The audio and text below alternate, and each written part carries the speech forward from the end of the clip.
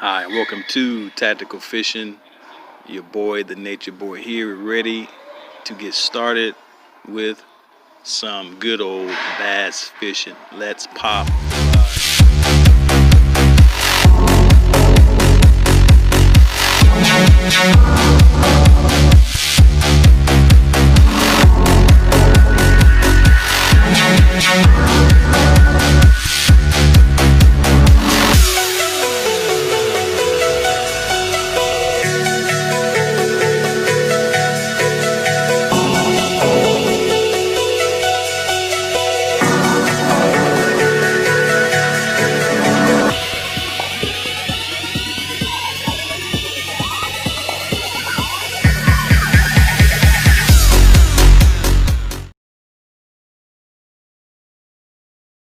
See, I've been waiting. Waiting on that time. Feel me if you've been waiting on yours. That moment, it's close. It's close. Yeah. Tired of living day to day like everything's alright. Just waiting on that moment. Waiting on my moment. Waiting on my Old dude met mom, it was on. Then he named me over a phone. Prison term, live and learn, sip and serve. With my vision blurred, take this cup of reality, gonna earn. When you start from the bottom, you can see the top. So when you get to it.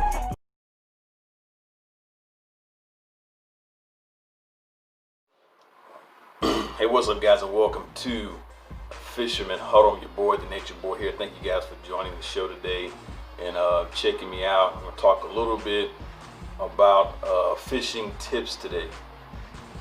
Talk a little bit about that and give you some pointers and tips on bass fishing, what to expect, and just in a little nutshell, just explain some things, talk about some stuff, you know, through my journey of bass fishing and the different things I've learned that helped me to be a great bass fisherman. There's some other shows you can check out. You can check out Gene Just a Fluke Master. He's great with the teaching. He explains things, the things you want to learn and know as a new fisherman. He can break those things down to you and just talk you through some stuff. And also John B has a great, cool show, entertaining show. He travels around the world, so go check him out. And also Tyler's Real Fishing. He's a great teacher, explains a lot of things and breaks things down. So go check those guys out, and it's going to be very, very helpful for you. Next on the agenda, Mystery Tackle Box, sponsored by Carl's Bait and Tackle. Great company. What they do is, this is a Mystery Tackle Box, and they put different lures and baits together inside this box, and just a plethora of different lures and baits and stuff. You jam it in here. They have different boxes and with different stuff in them all the time. So if you order a box today, you know, it'll have certain lures and baits and stuff like the order box again, have different lures and baits and different things like that every month. But if you're a new person and you're signing up for the first time, they may have a discount for you. It's usually like $5 your first box, but if you sign up and everything like to get started, you can put in my link right here, and you can get that box $10 down. So that's Mystery Tackle Box, Carl's Bait Tackle. Check those guys out. It's a lot of fun. I've done it before, so hit those guys up. All right, on to business. We're gonna talk fishing tips. Like I said, in a nutshell, different things and different experience within the realm of bass fishing, and just the things that I've learned in a nutshell. You know, like I said, bass fishing is a great sport. It's fun. You know, one of the things is, you know, with bass fishing, if you're fishing for largemouth bass, that's what I am. I like fishing for largemouth bass. I got into it and I got excited. You know, it was a very, very different thing. You know, I just like catching largemouth bass. You know, it just grabbed my attention, and so I was determined, and 1 year turned into 5 years, and now I've been doing that for going on 6 years now. But what I've learned in it, you know, You're gonna hear this a lot. The color of the material you use, how you move the baits are key. Where you throw your baits and lures are key things. Like I said, you know, where you throw it, the color, and how you move it, these different baits and lures, and just learning about the area is important. Just fishing that place, I'll give it a day. You know, just fish the place, learn about it. You know, find out if you're just looking in the area, just find out, okay, do these fish just eat on bait fish? So you'll go for a swim bait. If these fish just eat on frogs, buy some frogs, watch some film on how to fish a frog. I have some film on that, how to fish a frog, and just learn those different skills, how to do it, and just figure out your way. There are certain baits that I've narrowed down simply because, you know, most areas a swim bait works, you know, nonstop. It works, and it may not work for you, but there are things that are beneficial. Most importantly, where you throw these baits and lures at. You know, if you're in a heavy rocky area, I mean, you're gonna throw a jigs, football jig. You know, most of the time I throw a football jig, and you can check that out at Dick's Sporting. Is a Bass Pro Shop. They can walk you through a jig, football jigs, and different things like that. But, you know, in that type of area and scenario, you can throw swim baits, football jigs, basically pretty much any of the plethora of different things. But, you know, mostly worms that have worked for me, worms, lipless crankbaits, and also the Colorado blade. Now, with heavy rocky areas, those things work. Now, if you're in the back creeks, you know, fishing a pond, most of the times, like a frog, worm, swim jig, those type of things work there, or like creature baits. You know, usually dark colors work very, very well. Or if you're throwing a swim bait, usually you have to match the hatch.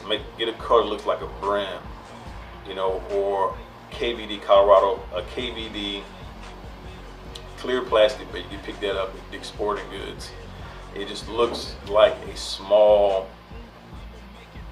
bass, a small baby bass, really, really clear. So that works very well. Like I said, the color, if you're throwing a worm, I suggest dark color. That works. That has worked for me everywhere I fish. Throwing a dark color. You can switch it up a little bit. Dark color, a black color, that works very, very well for me. And the different variations of throwing that, you can check that out. The most familiar to me is throwing a Texas rig worm. That works in every scenario. It depends on the bullet, the size of the bullet weight, depends on the current, how deep the water is, or how high the water is. And so, like I said, in the rocky terrain, you pretty much can mix it up and throw different things like that.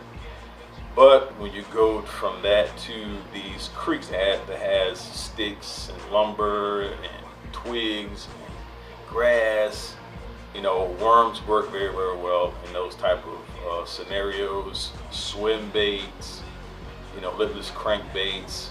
But like I said, it's find out what these fish want, looking around your surroundings, and fishing the area for a little bit. You know, yeah, I suggest starting off with a worm, lipless crankbait, a creature bait, you know, a jerk bait. Those type of things usually work in a lot of scenarios. Jerk bait, a creature bait, a worm, lipless crankbaits. Those type of things usually work. And then you can mix it up. That's what I do. I mix it up, throw different things, you know, try different stuff out and stuff like that. But when you come to those type of scenarios, they also have jigs for light cover. You can check that out. jig. Like I said, you can check that out at Dick's Sporting Goods, Bass Pro Shops. They can break those different jigs down that you can use in different scenarios, different situations. But when it comes to sandy areas and stuff like that, jerk baits, lipless crankbaits, you know, drop shot, something that stays above the water, you know, you can check that out, Drop Shot. Just remember the name Drop Shot. There are videos you can check out Gene Disson Fluke Master. He has videos on Drop Shot, different things like that. But for me, things that have worked for me I fish ponds, lakes, on a boat. The things that work for me very, very well within the past 5 years have been the creature baits. You know, if you check out Googan baits, the Kraken crawls, the Bandito bugs. They also have, if you look at Googan baits, they also have worms and stuff like that, those type of things. These type of things, brown worm, black, red, mostly black, those things worked for me. Recently, Colorado blade, moving baits, swim baits have worked very, very heavily for me. And I've used some of those baits in basically every area, you know, but, you know, just in a nutshell, and also the movement, how you move these baits, that's pretty key. That's what I found out, you know, as a bass fisherman. That's the most important thing in bass fishing. Like I explained to a friend, I was driving the car and he was asking me about bass fishing, and he found out, you know, I shared with some things, and he put it two and two together, basically how you move these baits. And that's true, you know, from when I started, how to use a trick worm, how to move that bait around, it got me a lot of bites. You know, from moving a creature bait, you know, I call it ground and pound. You put a bullet weight on there or a jig and it just bounces off the ground. It's how you move the baits. And also the color, texture, and things like that, the realism. The color, the realism, and how you move it. And different situations, understanding the fish's surroundings, different prey they eat on, stuff like that. Majority of the fish will eat a worm. I mean, I've caught a bowfin on a worm. So, and there's different variations of big swim baits, hard baits. Those things work very well for attracting big fish. But in a big nutshell, I have central baits. Like I said, you know, lipless crankbait, Colorado blade, you know, fishing a worm, fishing a creature bait, learning the texture, that's has worked for me in a nutshell. And so I'm gonna do another series talking about this, but I don't want to hold you too long. But like I said, those are the things that has worked for me within the past 5 years, and learning how to move these baits, because every fish has a code. You know, if they see a fish, a small fish swim a certain way, they just stop, they keep moving. That's in their mind, so they think that's what they're supposed to attack, because they have a program digitally in their mind. And I say it this way to the guy in the truck, in the vehicle I was driving with in the truck. I was going to fix my vehicle and get it prepared and get it worked on. And I explained to him this way: these fish have a code in their mind. You know, these bass, if you move things a certain way, they're gonna hit it. So if you like what I've shared today, hit that subscription button and come check me out again. But until next time, remember, keep it popping. Don't wake me, I'm not dreaming.